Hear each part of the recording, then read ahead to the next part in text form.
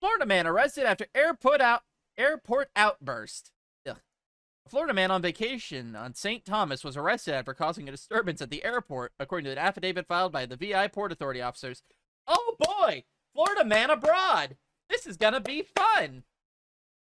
Eric M. Isaacson was arrested Saturday at King Airport after the officer heard a loud disturbance and followed Isaacson screaming obscenities at airline passengers and employees while walking toward the airport bar, according to the affidavit.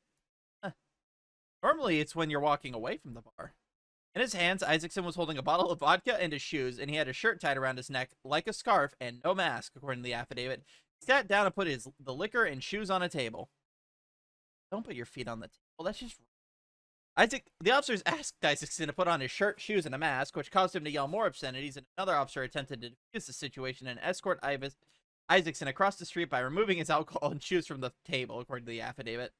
Officers said Isaacson refused to leave, smelled of alcohol, and his clothing was wet and bedded in sand. He had a beach or an airport?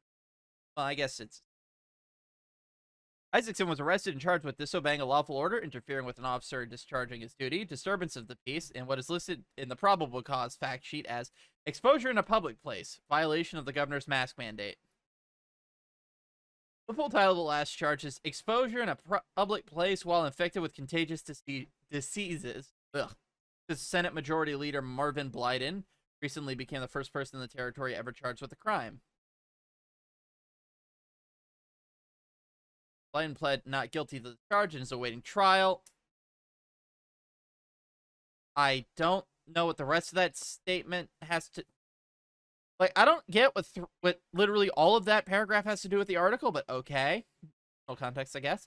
The charge requires that the defendant knowingly exposed others to a contagious disease such as COVID-19 after testing positive. Okay, so does this mean we know for a fact Isaacson has COVID? Because I feel like if he was just being an ass and not wearing a mask, that you can't really charge him on that unless you know for certain he has the disease.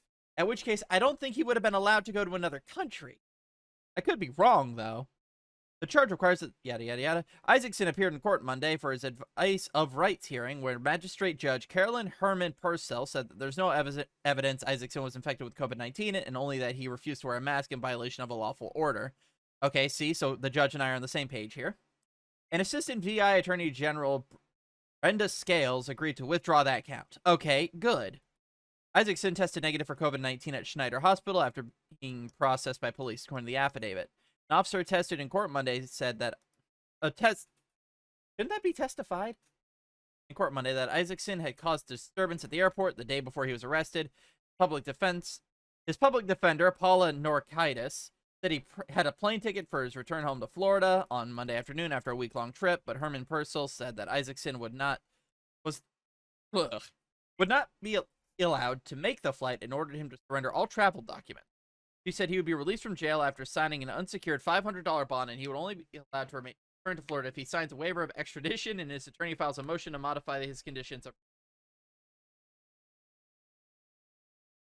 Okay.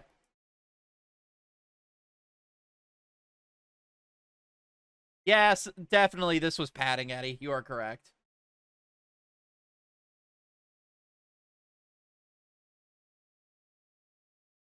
Comments. Edit. Thank you. No gold medal. Motherfucker, we already read this one. The bridge guy again. 1.5, the Ukrainian judge.